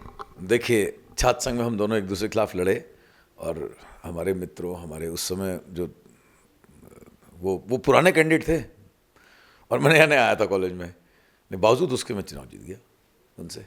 तो मैं अपने बल पे नहीं, मैं हमारे जो जितने यार दोस्त थे, जो मेरी वो थी, और मुझे पता नहीं मुझ पर अच्छा क्या लगा या फिर मैंने ऐसा क्या किया था। उस समय पर मैंने पुस्तक मेला नाम से शुरू किया था, और वो पुस्तक मेला जिसमें लोगों को किताबें नहीं मिलती थी, बहुत बड़ा इश्यू था उस समय। आज से 27-28 साल पुरानी बात बता रहा हूँ, बहुत बड़ा इश्यू था। वो पुस्तक मेला मैंने शुरू करा तो पूरे मतलब 25 से 30% जो बिल्कुल निम्न परिवार के बच्चे थे, उनकी पुस्तकों का मैंने आदान प्रदान करा दिया प्लेटफॉर्म बना करके, और वो इतना हिट हुआ कि मैं चुनाव जीत गया। और उसके बाद पुस्तक मेला जब मैं कॉलेज से हटा हूँ, मैं छात्र संघ अध्यक्ष भी रहा, उसके बाद बना, गजराज भाई तो नहीं लड़ पाए थे, ये नहीं अध्यक्ष नहीं रहे, लेकिन उसके बाद भी मैंने पुस्तक मेला जारी रखा था। जब मैं कॉलेज से हटा तो इनोवेटिव आइडियाज़ जो वो ख़त्म हो गया उस समय। मेरे वो पुस्तक मेला अगर आज तक चलता तो बहुत सी चीज़ें, निम्न आय वर्ग के जो परिवार के जो बच्चे थे, मतलब लंबा इश्यू हो जाएगा, लेकिन मतलब वो एक बहुत बड़ा कारण था मेरे चुनाव जीतने का। उसने कहा कि महिलाओं को जो है वहाँ पे दिक्कतें इतनी होती थी, टॉयलेट नहीं थी उस समय कॉलेज में, तो टॉयलेट थी वो बहुत ख़राब रहती थी, ऐसा कुछ उन्होंने बोला अगर कुछ टॉयलेट को लेकर बात की तो वो पहला शख्स मैं था। अब मैं इस पर ज़्यादा टिप्पणी नहीं करना चाहता, टिप्पणी करना अच्छा नहीं रहता। देखिए, कहीं कोई शौचालय नहीं बना, मैं उनको टारगेट करके ही बात नहीं कह रहा हूँ, ये बात सही है। आप आज भी मेरा ना लाइब्रेरी के बाद आज भी मेरा बोर्ड लगा है इसी डिग्री कॉलेज के अंदर। अब मैं तो डिग्री कॉलेज की जो यादें हैं वो तो मैं भूल नहीं सकता भाई। कई महिलाएं मिल रही हैं जिनके आज बच्चे बड़े हो गए, कॉलेज के अंदर भी जो है उनके बच्चे वोटर हो चुके हैं, मैं जा रहा हूँ घर घर तो वो मिल रही हैं, और जिस तरह से वो स्वागत कर रही हैं, तो अगर मैंने कुछ करा होगा तभी तो। 1 साल का कार्यकाल मुझे अध्यक्ष का मिला, 1 ही साल का मुझे सचिव का मिला।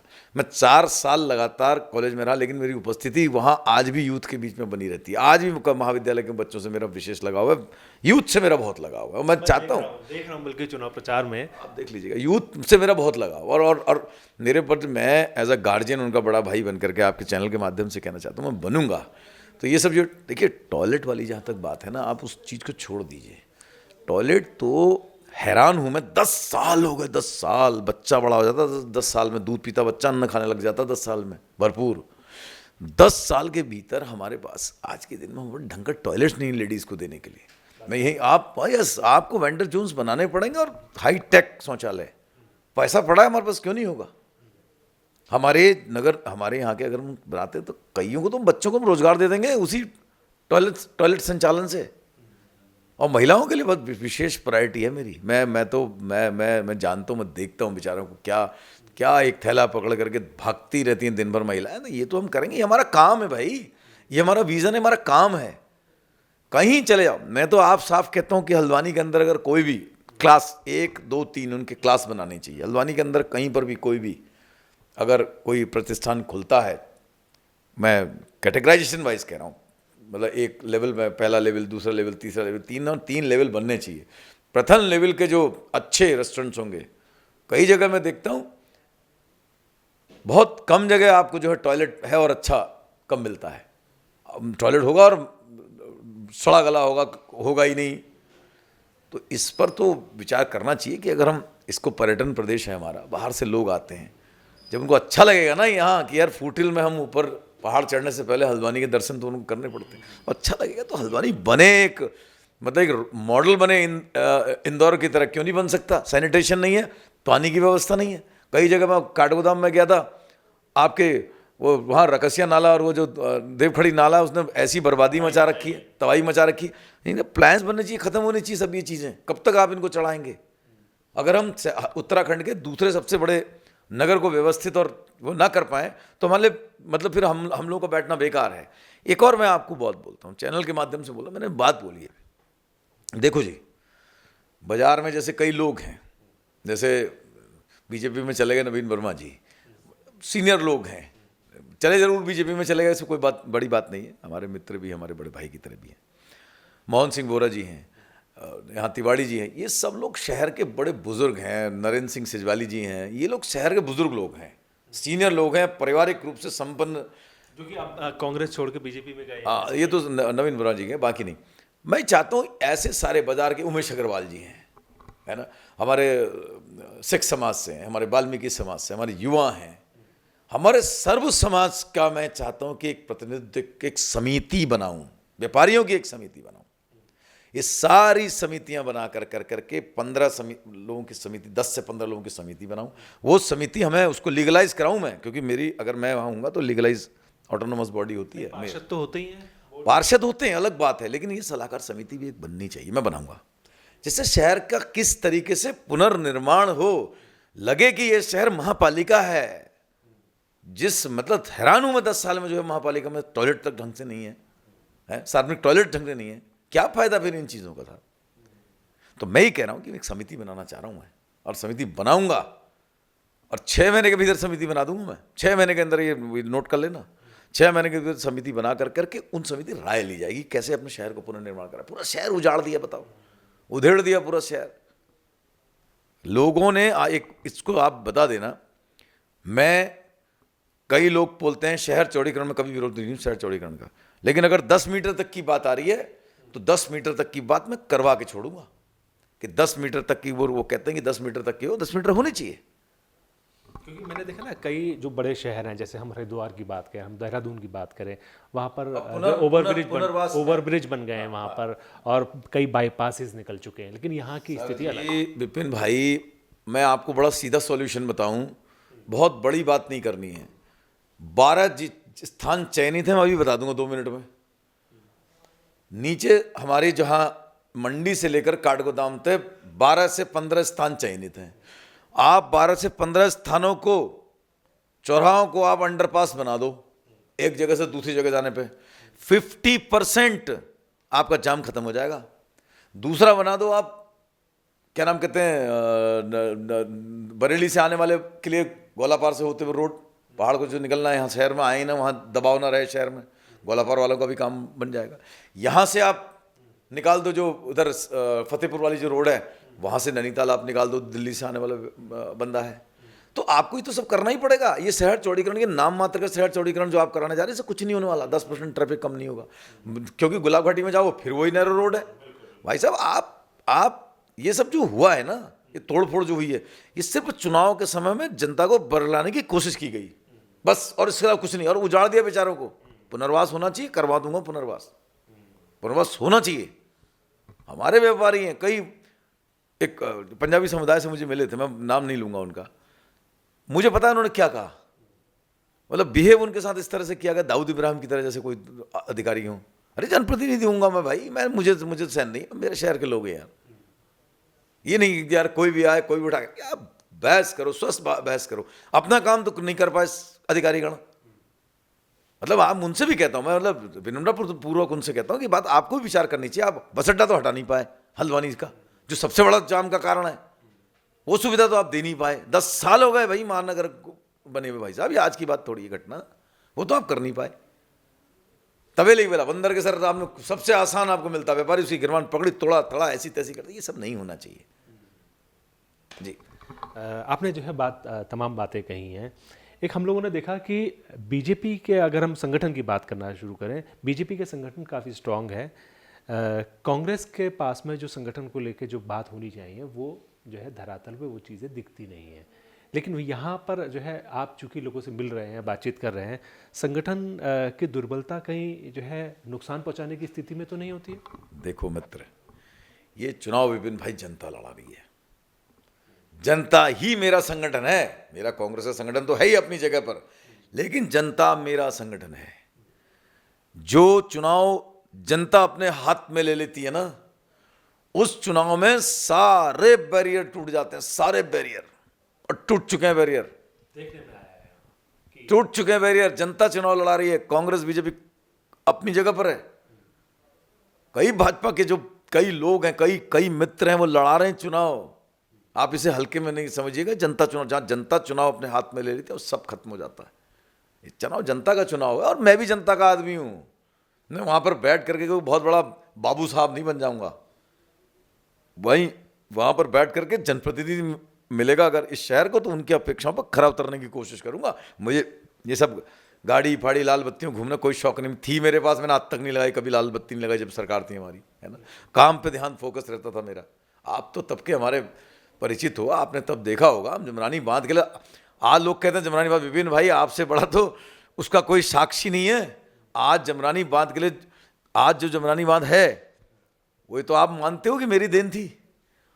आज सांसद साहब, क्योंकि सरकार उनकी है, मुख्यमंत्री जी का भी चलो धन्यवाद है, उन्होंने भी वो किया, लेकिन उसकी सारी रूपरेखा, उसको यहाँ तक पहुँचाने का तो काम मैं नहीं किया ना। तो मेरे आइडियाज़ तो यही हैं कि भाई काम जनता के लिए होना चाहिए। आज जमरानी बात बन जाए। लोगों ने उस समय मुझसे बोला था, आप भी विपिन भाई थे, साक्षी हो भाई, ये देखो आप पत्रकार जरूर हो, आप मेरे से मित्रता मत निभाओ, लेकिन साक्षी तो हो। इतना मेरे साथ आप भी मेरी कवरेज करते थे जब मैं जमरानी के बाद में उठता। लोग कहते थे अरे जमरानी बात तो बनेगा ही नहीं। बिल्कुल आज वो हकीकत है। तो आप और सरकारों से टकराया हूं मैं, सरकारों से टकराया हूं मैंने। ये फोटो लगी है तिवारी जी के साथ, ही 700 समथिंग जो है लोगों को जॉब दिलाने, उस डिप्लोमा फार्मासिस्ट को। तो मेरा मन ये करता है कि मुझे नहीं चाहिए यार किसी का पैसा वैसा। राज बिष्ट का कहना है कि उन्होंने केवल साइन कराए थे जमरानी बांध को लेकर, तो हमारी सरकार। बहुत बहुत धन्यवाद गजराज भाई, फिर तो आपको कि आपको ये याद है कि मैंने साइन कराए थे। ओहो, बहुत बहुत धन्यवाद। यस, 2005 में जो फाइल बंद थी जमरानी बांध की, मैं तिवारी जी किसी के पास गया था, नवीन वर्मा जी भी थे वहां पर, सबने अपने अपने तरह से प्रयास किया, हम साइन करा के लाए कि साहब इसको, इस जमरानी बांध को बनना चाहिए। यस, बहुत बढ़िया, धन्यवाद। आपने एक्सेप्ट तो किया गजराज जी, मेरा आपको धन्यवाद आपके माध्यम हमारी से। सरकारों ने की। अरे यार, आपकी सरकार उस समय थी। देखो मैं सरकारों पर सरकार नहीं खेलना चाहता। आपको ध्यान होगा, ये वो भी शायद फोटो कहीं लगी होगी, शायद कहीं है, वो तो हम लोगों को पता है। मेरे ख्याल यहीं लगी होगी। ये है देखो, ये उस समय ये तो मैंने नहीं लगाई भाई, ये तो नहीं लगाई। ये कैबिनेट मिनिस्टर थे रावत जी। इसमें मैं बताता हूँ, इसमें हरीश रावत जी दिख रहे हैं और ललित जोशी जी हैं, ज्ञापन सौंप रहे हैं। हरीश रावत जी उसमें जल संसाधन मंत्री केंद्र में थे, और रावत जी ने जो उसको पास कराया। मैंने उनसे 3-4 चीज़, उन्होंने कहा मैं कर रहा हूँ 3-4 चीज़ों में कर, और रावत जी ने उसे साल भर में पास करा के दिया। क्या बात कर रहे हैं। और अगर गजराज जी ने ये बात कही है तो मैं गजराज जी का बहुत बहुत धन्यवाद करता हूँ कि आपकी स्मृति इस मामले में ठीक है कि आपने, उन्होंने सिर्फ साइन कराए थे। अरे साइन ही तो कराए थे, वही तो सबसे बड़ी चीज़ है। बंद हो गई फाइल में, मुख्यमंत्री साइन करा करके उसको आगे बढ़वाया, उसके बाद आंदोलन किया। आज जमरानी बात लोग कम जानते हैं ना, लोग कम जानते हैं। जमरानी बात मेरी देन है, ये कम जानते हैं। मैं बहुत और लोग मेरे, मतलब मैं अपने लिए नहीं कहता, हम सब लोगों की देन है जी। ललित जी, अभी जो है चूंकि चुनाव जो है चरम पर आ चुका है और बीजेपी के स्टार प्रचारक भी चुनावी मैदान में हैं और आपके भी स्टार प्रचारक हरीश रावत जी कल यहाँ पर आए थे, उन्होंने कई जगह जनसभाएं भी करी हैं। उनका बीजेपी ये कहती है कि जहाँ पर हरीश रावत चुनावी मैदान में उतरते हैं वहाँ की सीटें हार जाती हैं। उनका ये आरोप है कि इस सीट का भी कमोबेश ऐसा ही है। कहते तो उनके लिए भी बहुत कुछ है लोग। कल एक खिचड़ी बनी है भारतीय जनता पार्टी की हल्द्वानी में। मतलब मैं भाजपा का एकदम डायरेक्ट खिलाफत नहीं करता। गजराज जी का रोड शो था, मुख्यमंत्री आए थे उसमें। ठीक है, नहीं मुख्यमंत्री जी को इंगित नहीं कर सकता, सीनियर प्रदेश के मुखिया हैं, उनका वो जहाँ पूरा राज्य उनका है। कल एक खिचड़ी बनी, उसमें जो है गजराज जी खिचड़ी लेकर के आए थे। कोटाबाग की खिचड़ी, काला डोंगी की खिचड़ी, गोलापार की खिचड़ी, भीमताल की खिचड़ी, लाल कुआं की खिचड़ी, पूरे नैनीताल जिले की खिचड़ी लेकर के आए थे। लेकिन हल्द्वानी की दाल और हल्द्वानी का आग कहीं नजर नहीं आई। तो लिहाजा जो कल रोड शो की जो खिचड़ी थी वो पक नहीं पाई। मतलब आपका कहना है कि भीड़ जो है बाहर की थी। यस, तो वो खिचड़ी पक नहीं पाई। उसमें आग और दाल जो डलनी चाहिए थी, नमक तेल मसाला डलना चाहिए था, तो हल्द्वानी का डल नहीं पाया। वो तो स्पष्ट है, सामने सबके सामने प्रेस मीडिया सब मौजूद थी। लोग कितना ही कह लें, वो जो खिचड़ी रोड शो की थी गजराज जी की खिचड़ी, वो पक नहीं पाई। और मेरा तो मित्रतापूर्वक संबंध हमेशा रहेगा गजराज जी से। और गजराज जी ने जमरानी बात की बात बोल दी तो बहुत अच्छी बात बोल दी साहब। इसके अलावा जो है चुनावी मैदान में क्योंकि कई बातें होती हैं और डेवलपमेंट को लेकर जब बातचीत आती है तो शहर के विकास होता है। इसके अलावा जो रूरल क्षेत्र की आप बात लगातार उठाते रहे हैं, जैसे कि हम जो है लगातार ये देखते हुए रहे हैं 10 साल टेन्योर बीजेपी का रहा है। इससे पहले कांग्रेस भी यहाँ पर नगर पालिका जब थी जिस समय वो चेयरमैन थे। तो लोगों का कहना है कि क्या ललित जोशी चुनावी मैदान में केवल शहर में है, ग्रामीण क्षेत्र में नहीं है? देखिए, कुछ लोग नैरेटिव्स पेश करते हैं कि नैरेटिव पेश कर दिया आपने कि साहब यहाँ शहर में हैं ललित जोशी, और वहाँ पहले तो आप खुद सोचिए कि 10 साल के कार्यकाल में 16 वार्ड और 4 वार्ड 20 वार्ड को आज भी ग्रामीण ही कहा जाता है, जबकि वो नगर महापालिका का 10 साल से हिस्सा है। 10 साल ना भी हो तो 7.5 साल से तब भी हैं। वो हिस्सा हैं, बावजूद उनको ग्रामीण क्षेत्र बोला जाता है। तो 10 साल पे तो जो लोग काबिज थे, ये प्रश्न उनसे पूछा जाना चाहिए कि आज भी वो गांव का ही तरह हिस्सा क्यों बना। कल मैं वहाँ गया था, रोज जा रहा हूँ, आज फिर है मेरी रैली, रोज जाऊँगा।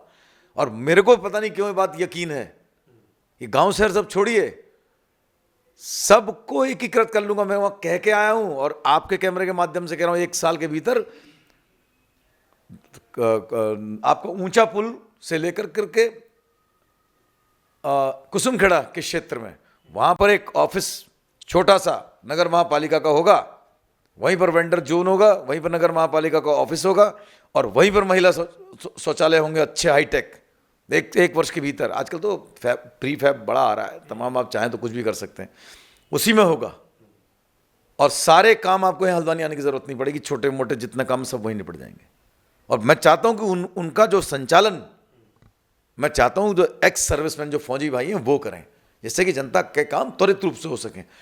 इन्होंने उसे गांव रहन दिया, ललित जोशी उसे आत्मसात करेगा, अगर उनको दिखाएगा आधुनिकता क्या होती है।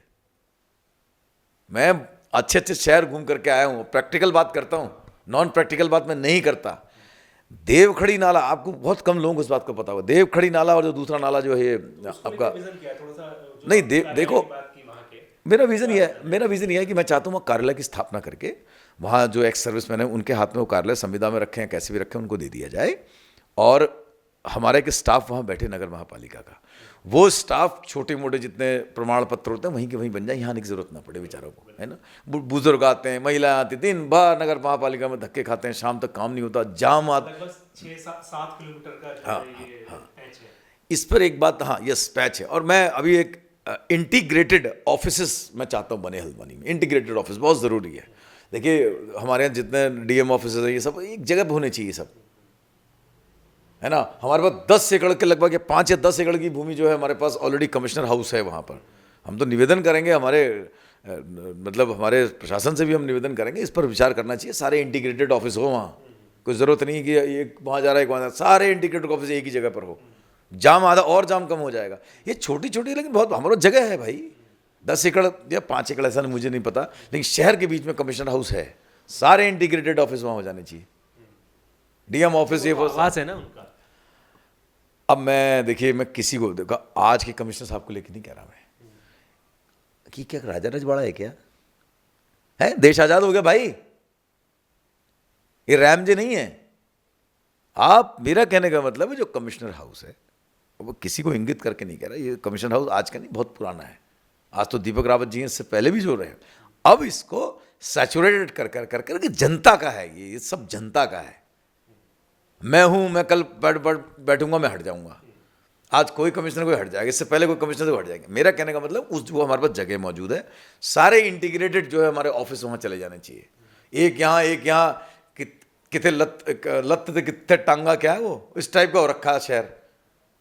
अरे आप इंटीग्रेटेड ऑफिस बन जाने चाहिए, सारे लोगों को सारी सुविधा एक ही, 2 मंजिले में जाए तो डीएम साहब का मिल जाए, 3 मंजिले में जाए तो कमिश्नर साहब का मिल जाए, 1 मंजिले में जाए तो एसडीएम सहित सारा स्टाफ बैठा रहे, पटवारी सब एक जगह मिल जाए, रजिस्ट्रार ऑफिस भी एक जगह हो, बढ़िया हाईटेक उसमें शौचालय हो।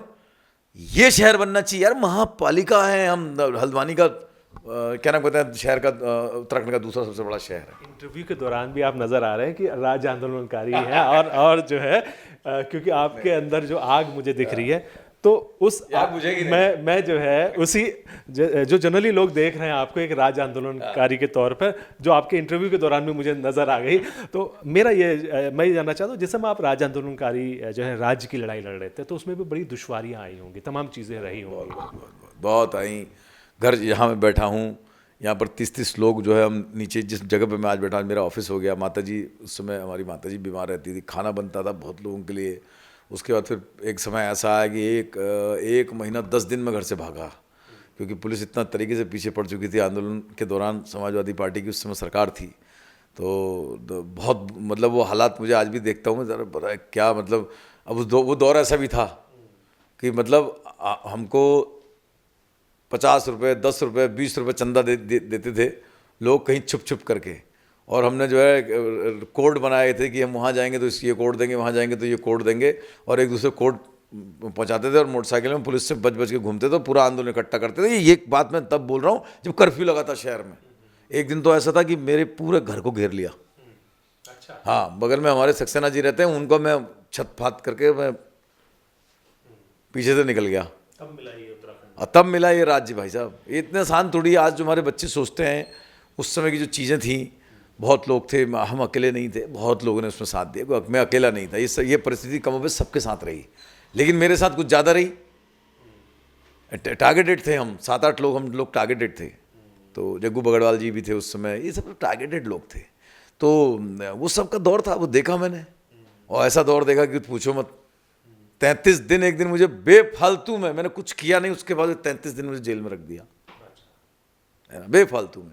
तो ये सब चीज़ें हुई हैं, समाज है, मतलब कहीं ओपन जेल और सब मिला करके मैं बोल रहा हूँ। तो ये सब चीज़ें हुई हैं, और आज हम राज्य मिला, आज मुझे मौका मिला। मैं तो सबसे निवेदन करता हूँ कि एक बार मुझे दें समय, और ये निराश तो नहीं करूँगा मैं। आंदोलनकारी का जो मेरा खून है ना, वो अभी नहीं बढ़ने वाला। मैंने फिर आपको क्या बोला, कलम की अगर मुझे ताकत मिल गई तो मैंने अभी आपको दमन ढूंगा के बारे में जो बोला है, मैं करके दिखा दूंगा वो। भाई देखो, ये नहीं चलना चाहिए, नजूल की भूमि है। आप भाई पहले लॉन्च जैसे कई मामले हैं, सॉल्यूशन करो यार इनका। हम इसीलिए बैठे हैं वहाँ, बहुत अरबपतियों खरबपतियों काम करने के लिए थोड़ी बैठे हैं हम। अगर हमें मिलता है मौका, हम इसलिए बैठे हैं वहाँ। एक जो है लगातार आपके ऊपर भी आरोप लग रहा है कि आपने समाजवादी पार्टी के जो कैंडिडेट थे उनको बैठा दिया, या उनके साथ में कुछ टाई अप हो गया, क्या रहा ये जो है? अचानक उन्होंने जो है अपना पर्चा दाखिल किया, नामांकन कराया, और कुछ समय बाद उन्होंने वापस ले लिया, और ये जो है बीजेपी इसको मुद्दा बना रही है। देखिए, हे भगवान, ऐसा है, ये प्रश्न तो वैसे देखिए समाजवादी पार्टी के उनसे पूछना चाहिए, मेरे लायक ये प्रश्न नहीं है कि मैं इन सब बातों का, फालतू बातों का जवाब दूं। हाँ, इतना जरूर कहता हूँ, मित्र मेरे सुनेंगे तो मैं आपसे बड़े विनम्रतापूर्वक की बात बोलता हूँ। समाजवादी पार्टी जिसके मुखिया, जिसको बनाया मुलायम सिंह यादव ने, उनको पद्म विभूषण है, पद्मश्री क्या दे रखी है, वो भारतीय जनता पार्टी ने दी है 2023 में। किस चीज़ की बात के लिए दी? क्या खटीमा गोलीकांड का उनको उपहार दिया कि तुमने ये कराया इसलिए हम तुम्हें पद्मश्री दे रहे हैं? आप बताओ। या उत्तराखंड आंदोलन के सबसे बड़े विरोधी रहे जो समाजवादी पार्टी, क्या इसका उनको पारितोषिक दिया भारतीय जनता पार्टी ने? ये प्रश्न का जवाब में आप उनको दिखा दीजिएगा, मेरे प्रिय विरोधी को, उनसे ले लीजिएगा कि ललित जोशी ने ये बोला है, जवाब दो। अगर ऐसा था, अव्वल तो हमने किसी को तो कुछ ना बैठा भैया, आप उनसे जाके पूछो। अब मुद्दा असल में क्या है ना, दरअसल हो क्या गया है, देखिए, मुद्दों से राजनीति भटक चुकी है। उनकी राजनीति असल मुद्दों से भटक, उनकी राजनीति, मेरी नहीं। I am very focused, I don't need any, मुझे इस तरह की फालतू बातें करनी ही नहीं है। I am focused with my goal. मैं साफ बोल रहा हूं कि I don't need any argument regarding ये सब जो धार्मिक भावना, और मुझे ना ये किसी को बताने की जरूरत नहीं है। ये मेरे, आप देखो ना, वो मेरे गुरुदेव, ये मेरे गुरुदेव हैं। देखिए, बगल में हमारे लगा हुआ है ना हमारा सिख धर्म नहीं, सिख पंथ है, सिख मेरा, मैं गुरु गोविंद सिंह जी का भक्त हूँ, और मेरे गुरुदेव नीम करोड़ी महाराज की फोटो लगी है। तो ये दोनों फोटो मेरे अगल बगल लगी रहती, क्योंकि मैं गुरु गोविंद सिंह से बड़ा प्रभावित रहता हूँ भाई। वो तो बात है ना, 1.25 लाख से 1 लाख ता गोविंद सिंह नाम का हूँ, वो झील पैदा करता है आपको। देखो, तलवारों का दौर चला गया, लेकिन तलवारों का दौर गया, लेकिन अपने महापुरुषों की बातों को लेकर के हम ना करें। तो इसलिए मेरे पास हमेशा रहते हैं ये दोनों, हमारे प्रेरणा लेते हैं। हाँ, प्रेरणा भाई, गुरुदेव हमारे नीम करोड़ी महाराज जी का तो वो तो सार्वभौमिक है, वो तो ऐसी सत्ता है कि मैं तो उसको जो महसूस करता, तो मैं किसी को ये बताने की मुझे जरूरत नहीं कि मैं क्या हूँ। बीजेपी मुद्दा बना रही है कि एक समुदाय विशेष की पॉलिटिक्स जो है कांग्रेस करती आई है, और जो यहाँ पर बनबूलपुरा क्षेत्र है, बहुत बड़ी आबादी यहाँ पर, हम ये कह सकते हैं कि लगभग 1/5 आबादी जो वोटर्स हैं वो वहाँ पर भी हैं। तो अच्छा, मुझे एक प्रश्न पूछना चाहता हूँ, इतनी दुश्मनी है मुस्लिम से ना, इतनी दुश्मनी है, तो 3 पार्षदों को टिकट क्यों दे दिया? ये सब खेल हैं, इन सब खेल पे मुझे नहीं पढ़ना, मैं इस बारों को उत्तर भी नहीं देना चाहता। तो देखिए, ये तो चिट भी मेरी, पढ़ भी मेरी, अंटू मेरे बाप का कि आप करोगे भी। और देखो, यहाँ में मुद्दों पे बात करनी है, मेरे को इस सब चीज़ में जाना ही नहीं है। उसमें तो आपको घेर रहे हैं ना। अरे सर, बहुत समय लगेगा, अंजाम जो भी हो बहुत समय लगेगा हमें घेरने में। हम ना संघर्ष की मिट्टी से तप कर करके आए लोग हैं। मुझे मरा हुआ बोला गया था उस वहाँ से कि मरा हुआ कैंडिडेट है, तो हम संघर्ष की मिट्टी से आए हुए लोग हैं, है ना। वो मिट्टी जो संघर्ष की है ना, उस मिट्टी ने पिघल कर करके अपनी जड़ें जमाई हैं। इतनी आसानी से टूटने और घिरने वाले नहीं हैं हम।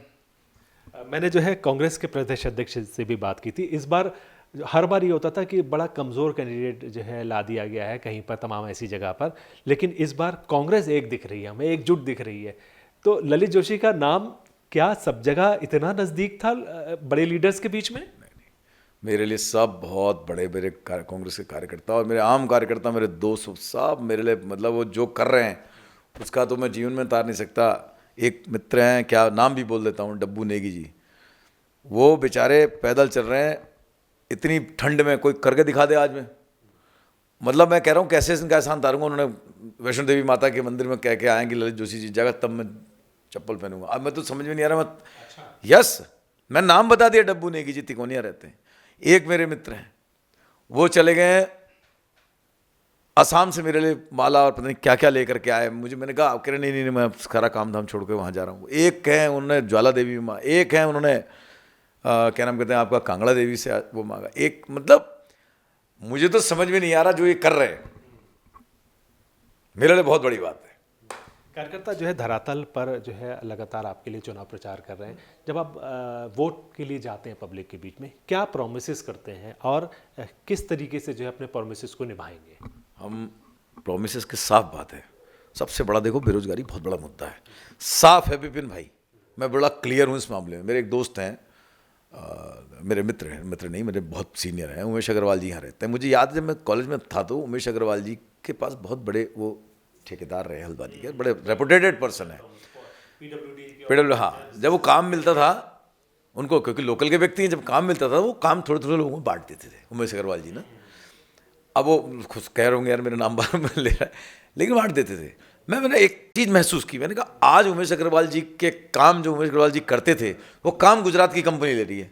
उसका कोई संबंध नहीं लोकल के लोगों से, कोई संबंध नहीं उसका। वो तो खाओ लूटो कमाओ और भाग जाओ, ये हो रहा है।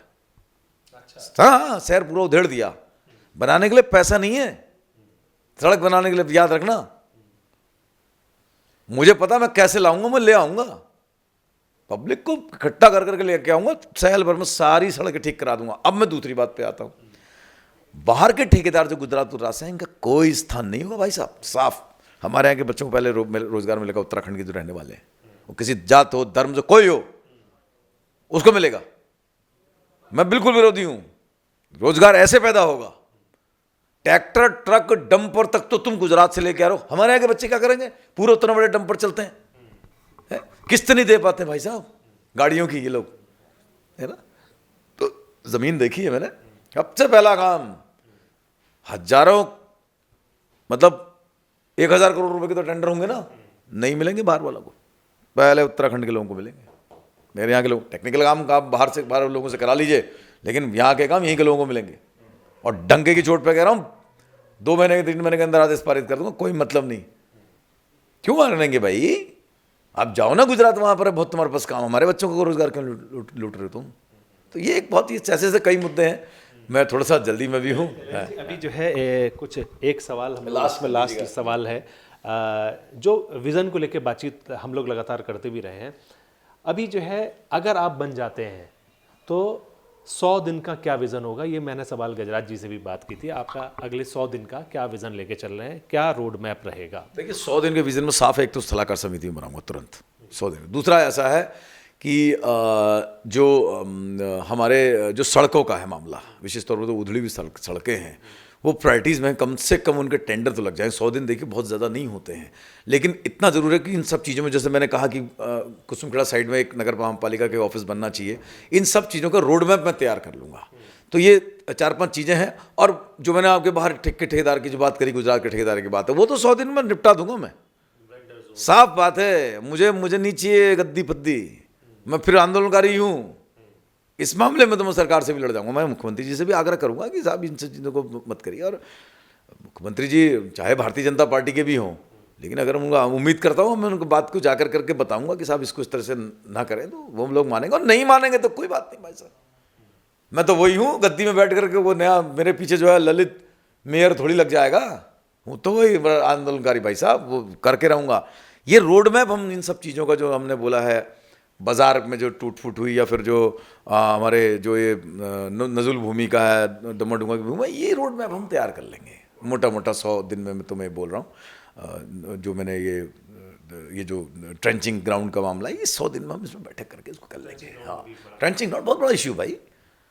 जो 5 लाख की जनता का कूड़ा 6 एकड़ में हो रहा है तुम्हारा, 23 एकड़ जबकि उसको भूमि चाहिए। गेस्ट हाउस के लिए फटाफट गेस्ट हाउस बनने होंगे ना, उसके लिए तो फटाफट भूमि स्थानांतरित हो जाती है। अरे कूड़ा निस्तारण के लिए भूमि स्थानांतरित क्यों नहीं होती? क्या होता है, बहुत बड़ा कोई प्लांट थोड़ी 6 करोड़ का प्लांट है, सड़क पे पानी भरा रहता है यहाँ और पर। क्या दिए। मैंने बताया, आप उसको पूरा गौर से देखो। किसी बड़े गंभीर व्यक्ति ने मुझे बताया कि देवखड़ी नाला और ये जो नाले हैं, अगर इनका प्रॉपर तरीके से इनका निकासी शहर के उसमें हो जाए, प्रॉपर तरीके से एक प्लान बन जाए, तो ये जो जल भराव का जो समस्या है ये खत्म हो जाएगी। मैं कह तो रहा हूँ, गाँव गाँव ही रहे इनके 10 साल कार्यकाल में। और देखो, ये तो विचार नहीं करना है। वो शहर बनाने वाले हैं। देखिए नहीं, क्यों नहीं होना? शहरीकरण होना चाहिए भाई। आप नगर महापालिका के अंदर आ गए, वोटर हो गए, शहरीकरण क्यों नहीं होना चाहिए यार? शहरीकरण होना चाहिए विपिन भाई। देवखड़ी नाला, इन नालों का सोल्यूशन हो, क्योंकि यही जल भराव के बहुत बड़े कारण हैं। इसी से जो है मतलब फैलती हैं चीज़ें, ये बहुत बड़े कारण हैं। बिल्कुल, ये थे ललित जोशी जी, जिन्होंने जो है पूरा अपना विजन डॉक्यूमेंट बताया कि किस तरीके से वो चुनावी मैदान में जनता के बीच में जा रहे हैं। 23 तारीख को फैसला होना है। हम विचार हैं उनको, आपने दोनों के विचारों को सुना। न्यूज़ स्टूडियो नेटवर्क में आपका बहुत बहुत धन्यवाद ललित जी, आपने हम लोगों को समय दिया। थैंक यू, धन्यवाद।